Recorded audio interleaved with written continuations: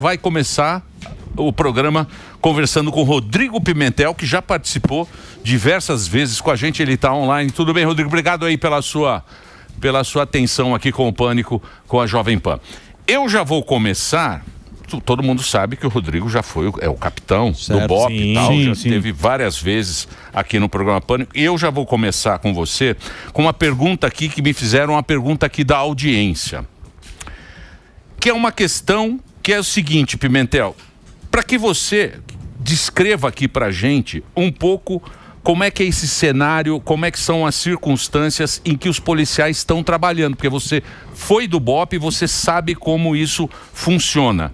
No tamanho dessa operação, como é que você pode explicar como é que é o terreno, como é que é o cuidado para você não atingir as pessoas que são inocentes, a paridade das armas, tudo isso para que você pudesse explicar, para que a gente poder entender, a gente que não está aí no Rio de Janeiro, nesse terreno, para que a gente possa entender. E obrigado pela sua atenção aqui com o Pânico. Obrigado, Emílio, pela oportunidade, mais uma vez, de estar com vocês. Eu perdi ontem um amigo e 2 conhecidos na operação, o 4º policial que faleceu, tinha 40 dias da Polícia Civil, esse eu não conheci, não tive a honra de conhecê-lo, mas três colegas, um era muito próximo, 2 eu conhecia desde o ano de 99, então eu estou bem triste, abalado, eu não troco a vida de 4 policiais pela apreensão de 200 fuzis, 300 fuzis, então de imediato eu já considero tudo isso uma grande tragédia. Mas vamos lá, pouca gente sabe que o Rio de Janeiro não existe mais uma situação de bandido e polícia, né? O banditismo clássico. O Rio de Janeiro, se você fosse conceituar, seria um conflito armado não internacional. A gente chama de CANI, onde você tem forças irregulares que já permanecem no terreno por 2 décadas, 20 anos, 30 anos, né? Que é o Comando Vermelho, que é o 3º Comando. Você tem domínio territorial, o Estado não consegue mais colocar o pé. Você tem esses bandidos com uma capacidade de enfrentamento de média intensidade. Eles possuem capacidade de mobilizar 200, 300 bandidos de uma vez só, com fuzis, né? E você tem esses bandidos enfrentando uma força estadual. Então, isso no mundo todo, Emílio, no mundo todo, o nome disso é guerra civil. O nome disso na África, na Europa, isso seria uma guerra civil. No Brasil, a gente chama de bandido e polícia. Então, lá fora no mundo, você tem legislação de guerra para enfrentar esse tipo de problema, né? Na lógica da guerra, quando uma tropa de infantaria está avançando, ela tem que ter uma vantagem de 4-1. Então, se você tem 1.000 bandidos no território, você tem que entrar com 4.000 homens. Isso é a lógica da guerra. Lembrando que o Rio de Janeiro não obedece à lógica da guerra, é a lógica da polícia e bandido. Mas sem que a gente entenda isso, a gente não consegue compreender o que aconteceu no Alemão ontem. Há 2 dias, o Comando Vermelho invadiu uma favela na área da Pavuna, Morro da Quitanda. E o Comando Vermelho, com 70 bandidos, matou uma senhora de 60 anos, ela foi feita refém em casa e foi assassinada. O Comando Vermelho matou um jovem de 30 anos que não tinha nenhuma ligação com o tráfico local. E essa invasão ao 3º Comando foi comandada pelo DOCA, que é o líder do Comando Vermelho, o DOCA ou Urso, né? Evidente, Emílio, que no mundo real, em qualquer país do mundo, forças policiais, a sociedade iriam se mobilizar para tentar capturar, prender ou então matar esse DOCA. Porque a liberdade do DOCA coloca a vida de milhares de pessoas em risco, que são os moradores das facções, das favelas rivais. Isso é muito lógico para qualquer um, mas não é tão lógico para as pessoas que criticam essa ação policial. Reforço, não comemoro a morte de 100 bandidos, de 60 bandidos, não digo que a operação foi exitosa, porque se morreu o policial não teve êxito, na minha opinião, mas reforço que é necessário, é urgente, você tentar recuperar esses territórios. Sim. O bandido hoje, Emílio, não sobrevive mais de venda de maconha e cocaína. O bandido sobrevive da exploração do território. Ele coloca uma barricada e, a partir daí, as leis são as leis do Comando Vermelho. A partir daí, toda atividade econômica de empreendedor é cobrada pelo Comando Vermelho. Só para lembrar aqui, para quem está nos vendo, há um mês, um jovem vendendo churrasquinho no Ceará, em Fortaleza, que não quis pagar R$1.000 por mês para o Comando Vermelho, foi assassinado, né? Essa é a verdadeira força do Comando Vermelho nas periferias do Brasil. Então, recuperar o território é uma emergência, é uma necessidade. Mas tem gente aí que entende que não, que seria razoável deixar isso na mão deles, ad eterno, e o Brasil perder a soberania dessa região. O dado que eu te passei aí há um ano, quando eu estive contigo, é que aqui no Rio de Janeiro, segundo a Universidade Federal Fluminense, 4 milhões de pessoas vivem sob a ditadura do Comando Vermelho, ou do Terceiro Comando, ou das milícias. Então são 4 milhões de pessoas que não possuem cidadania. Eles enfrentam o infortúnio lá da operação policial, o infortúnio da operação policial, né, que é uma tragédia, e enfrentam lá a barricada do Comando Vermelho na porta da sua casa. O morador realmente é a principal vítima disso tudo, viu, Emílio? Posso fazer uma pergunta? Pois não, Morgadinho. Eu queria saber, Rodrigo, a respeito das Forças Armadas. A gente viu notícias aqui dizendo que o Lula negou 3 pedidos, disse que talvez a qualquer momento possa liberar as Forças Armadas. Eu queria saber, na sua opinião, qual a importância disso, já que você falou que o contingente é pouco para a bandidagem, que é o que você chama uma guerra civil. E a gente vê também a imprensa chamando essa ação policial de massacre. Tem gente dizendo que isso daí, pedindo para que o governador saísse, porque foi um massacre a pessoas, quase colocando os bandidos que foram mortos como pessoas de bem. E aí eu queria saber sua opinião a respeito disso e se as Forças Armadas seria realmente algo necessário nesse momento no Rio de Janeiro. Morgado, sabe que as pessoas, o que a imprensa ignora de forma geral, eu sei que você não ignora isso, mas eu não votei nele não, mas o candidato mais bem votado no Complexo do Alemão para governo do Estado, que ganhou no primeiro turno, foi o Cláudio Castro, né? Olha que interessante, o morador do Complexo do Alemão votou no governador que determinou essa operação. Então, me parece que o morador do Complexo do Alemão também está insatisfeito com o Comando Vermelho, viu? Exato. É a impressão que eu tenho, correto? Mas alguns jornalistas querem saber mais do Complexo do Alemão do que o próprio morador do Complexo do Alemão, né? O morador do Complexo do Alemão não suporta mais a barricada. Mas vamos lá, Morgado. Eu tenho 4 colegas aqui da Polícia Militar que eu confio muito, que eu acredito neles, né? Que estiveram em Brasília no mês de janeiro, numa audiência no Ministério da Defesa, solicitando os blindados da Marinha emprestados. São aqueles blindados que possuem aquelas lagartas, né?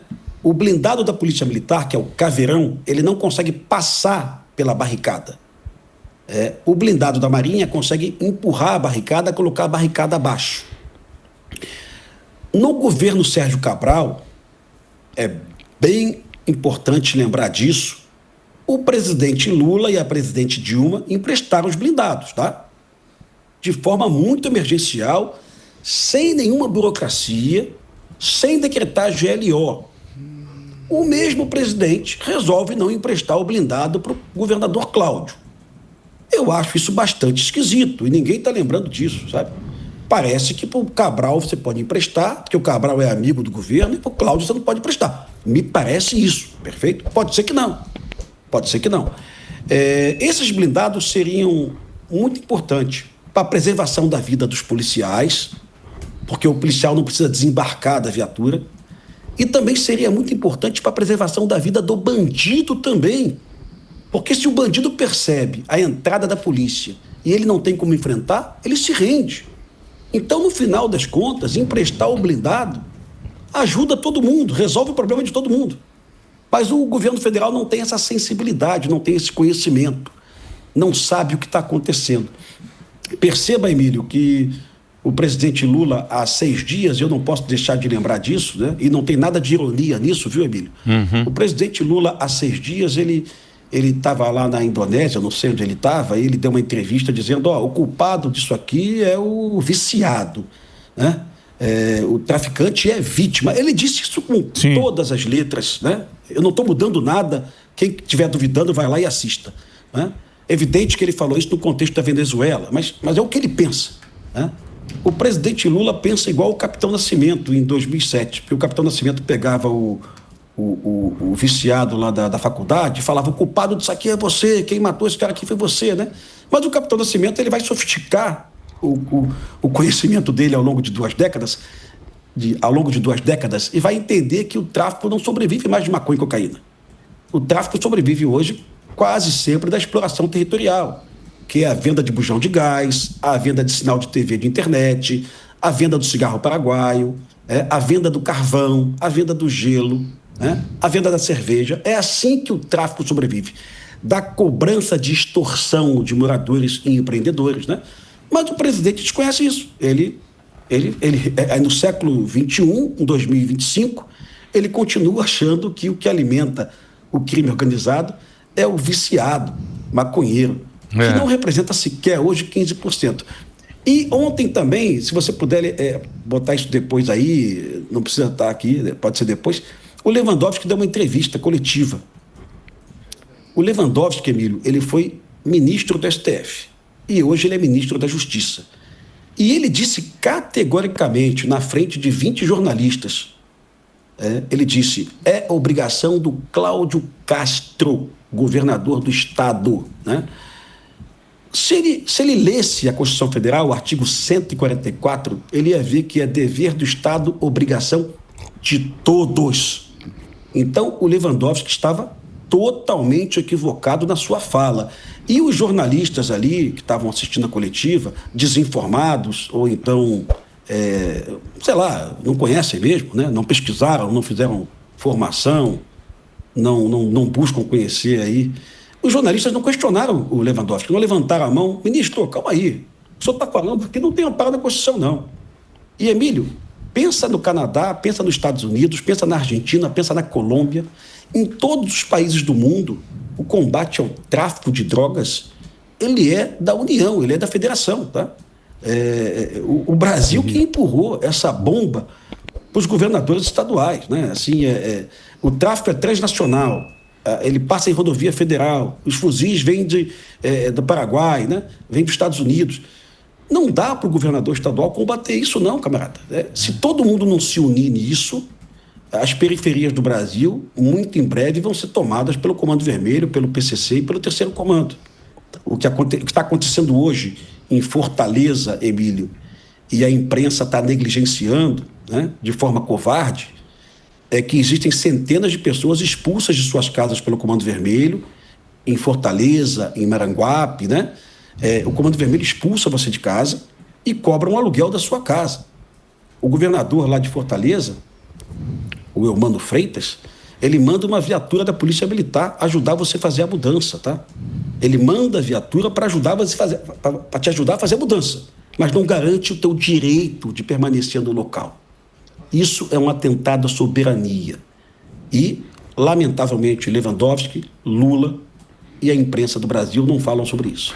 A gente tem visto muito isso. Agora, para entender essa operação, porque foram 2.500 militares, né, que foram fazer a operação, e é uma operação muito grande. Você acha que vazou alguma coisa? Porque me parece que o Comando Vermelho, ele enfrentou a polícia, né? Parece que eles estavam preparados para aquilo lá, pelo que a gente viu aqui nas imagens. Drone com bomba.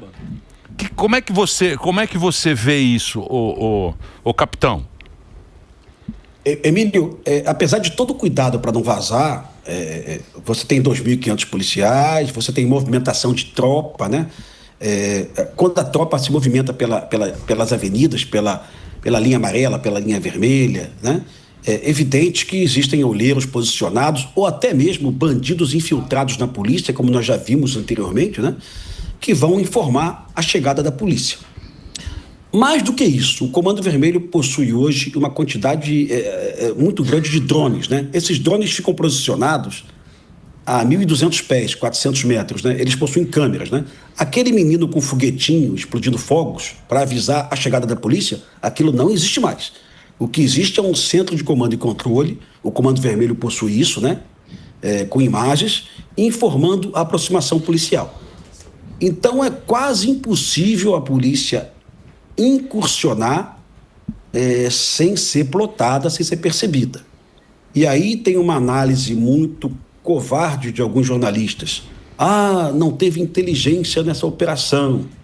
Emílio, a inteligência é a obtenção de informações, de fotos, de mapas, de localização do paiol, da identificação do bunker, do DOCA. Tudo isso você tem sim. Mas em algum momento você tem que executar essa operação, você tem que ir lá buscar o DOCA. E o DOCA está cercado de guarda-costas, né? Está num bunker, normalmente no subsolo, no subterrâneo, né? E vai ter confronto. Mas o brasileiro está ouvindo de jornalistas que se tem confronto é porque não teve inteligência, sabe? Isso não é verdade. O americano foi buscar lá o Osama Bin Laden no Paquistão, né? Os SEALs, né? Tinha inteligência, tinha informação, a tropa americana chegou e teve que enfrentar lá os seguranças do Osama Bin Laden, sabe? Então é irracional você achar que não vai ter confronto. Vai ter confronto. E muitas das vezes a polícia vai até desistir do confronto, Emílio. Há 4 meses, Emílio, o BOP e a Polícia Civil cercaram 400 traficantes na Rocinha. E o comandante do BOP entendeu que não havia condição de enfrentar os bandidos. E o BOP recuou, Emílio. Né? E pode acontecer isso por não tem condição de enfrentar, recua. Né? Então essa é a realidade do Rio de Janeiro. Reforço, uma verdadeira guerra civil, ignorada por boa parte da imprensa, por boa parte dos políticos, boa parte dos governadores, né? Tá dominado, né, o Pimentel? Tá dominado. Posso fazer uma pergunta? Ô, Rodrigão, deixa eu fazer uma pergunta. Eu vi até um paralelo do Tropa de Elite, se tivesse virou um filme, né? Tropa de Elite 3, e a facção criminosa é tão organizada que já está infiltrado na política. O Comando Vermelho, ele entrou na política também do Rio de Janeiro? Há 3 semanas, a Polícia Federal prendeu um deputado do MDB, TH Joias, né? Um deputado que estava na Alerj, que, segundo as investigações, aliás, ele foi preso pela 2ª vez. Ele já tinha uma prisão, condenado a 14 anos de cadeia, conseguiu disputar as eleições, né? E estava sentado na cadeira de deputado do MDB. É importante falar o partido para que o eleitor saiba que alguns partidos aceitam essas pessoas, né? E esse deputado TH Joias foi investigado vendendo drones para o Comando Vermelho e para o 3º Comando.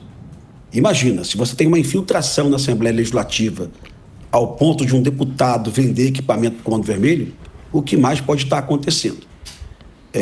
Então, eu concordo quando algumas pessoas dizem mas é muito mais do que enfrentar o traficante na favela. Eu tenho certeza que enfrentar o traficante na favela e recuperar território é somente um pedaço aí do que pode ser feito. Ô Rodrigo, a gente estava falando da questão dos drones aqui, que impressionou todo mundo, né? Da onde vem essa profissionalização das armas dos traficantes? E se existe até uma possibilidade de treinamento, porque existe uma evolução muito grande, né? Tanto de armamento quanto de operação tática. Da onde vem tudo isso? O primeiro drone usado no mundo em confronto, muita gente diz que foi no Azerbaijão, na Guerra da Armênia, há 5 anos. As pessoas estão equivocadas. Os primeiros drones usados no mundo em conflito foi na Guerra do 3º Comando, do Peixão com o Comando Vermelho para tomar a Cidade Alta, em 2017. O Peixão utilizou pelo menos 10 drones, né, para monitorar os movimentos do Comando Vermelho e atacou o Comando Vermelho com informação precisa de localização. Aí depois veio a Guerra da Armênia, onde foi utilizado drones, né? As pessoas aplaudiram, nossa, que sofisticação. Aí depois veio a Guerra da Ucrânia com a Rússia, onde o drone passou a ser a principal ferramenta de guerra hoje, né? Mas a origem do drone em guerra, em conflito, é Rio de Janeiro. E algo preocupante, né? A guerra da Ucrânia com a Rússia vai acabar em breve, se Deus quiser, né? Essa guerra não vai durar mais tempo, se Deus quiser. E existe um excedente de drones no mercado mundial. Só na Ucrânia e na Rússia calcula-se aí algo em torno de 1 milhão de drones. Esses drones vão vir parar aqui no Rio de Janeiro, alguns já estão chegando aqui, tá? O Comando Vermelho já está usando o drone, 3º Comando também, para colocar bombas, né? Antigamente para lançar na facção rival, hoje para lançar na própria polícia, como você viu ontem. São artefatos improvisados ainda, mas são muito letais. Eles colocam um tubo de PVC com parafuso, prego, e quando cai no chão aquilo detona, isso vira um estilhaço, isso machuca muito, pode matar o policial. Isso é gravíssimo, Emílio, já deveríamos ter uma legislação para isso. A Polícia Federal, aqui no Rio de Janeiro, de forma brilhante, viu? conseguiu identificar um militar da Marinha do Brasil, um bandido, né, que colocava a farda da Marinha, mas era um bandido, que estava dando aula para os traficantes de operação de drones, né? É algo muito sofisticado, utilizar essa aeronave em combate, fazer com que ela jogue a bomba no lugar certo, né? Então, realmente precisa de treinamento. Mas a minha preocupação também é que o ministro Lewandowski não considera isso terrorismo. Ele acha isso algo normal do bandido. Não é, isso é terrorismo. Pimentel, tem uma questão que a gente fica preocupado, porque, ao que parece, muitos foram detidos, mas deve ter retaliações. Eu sei que é importante essa força tática, corpo a corpo, mas também sei que normalmente, pelo que eu li, pelo menos, a guerra contra uma facção se ganha antes. E o que a gente tem feito aí para próximos passos? Porque o medo, eu acho que seja dos moradores do Rio de Janeiro, que é imediato que isso se espalhe, seja de outros lugares do Brasil. Assim, o que dá para fazer como política pública de segurança? Se eu tivesse essa resposta aí, eu acho que eu era presidente hoje. Porque mas quem sabe você tem. Há 2 meses, há 1 mês e meio, talvez, nós vimos aquela operação da Polícia Federal e do GAECO de São Paulo, do Ministério Público de São Paulo, contra o PCC da Faria Lima. E muita gente utiliza essa operação hoje como exemplo de operação bem-sucedida, que nós fomos no dinheiro da facção. Ok, nós fomos no dinheiro da facção, mas a facção continua existindo, o PCC continua matando pessoas, o PCC continua dominando o território. Então aquela operação na Faria Lima, apesar de ser muito aplaudida, ela não gerou efeito prático nenhum no que se refere a desmontar a facção. E certamente a prisão do Doca também não resultaria em nenhum efeito prático imediato, né? O Comando Vermelho continuaria existindo, no lugar do Doca ia assumir o João, o Marcelo, o Flávio, o que fosse, né?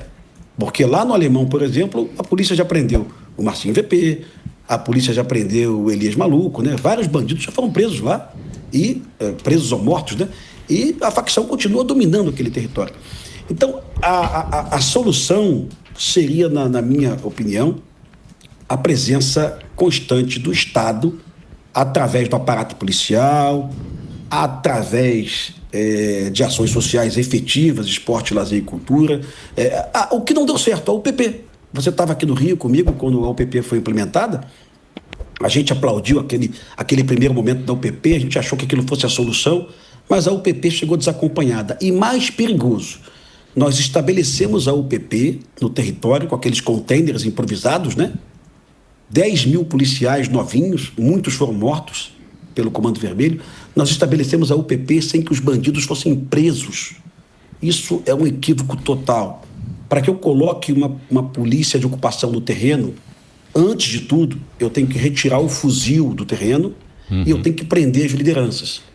Mas aí vem aquela segunda história que o governador Cláudio Castro repete em entrevistas, né? O tempo médio de permanência de um bandido preso com fuzil, média aritmética simples, tá? São 11 meses, né? Então não tem polícia no mundo que resolva você prender um bandido e ele voltar para a rua 11 meses depois. Esse que é o grande problema, né, o capitão? Porque o que eles falam, o que a gente sempre está conversando aqui com quem entende mesmo desse negócio de segurança é a lei é meia boca, né? Sim. Por exemplo, se tivesse uma lei pesada para quem tem um fuzil na mão, o cara ia pensar 10 vezes antes de ter um fuzil. Parece que foram apreendidos 93 fuzis, né? E é fuzil de guerra. É isso aí. É fuzil de guerra, não é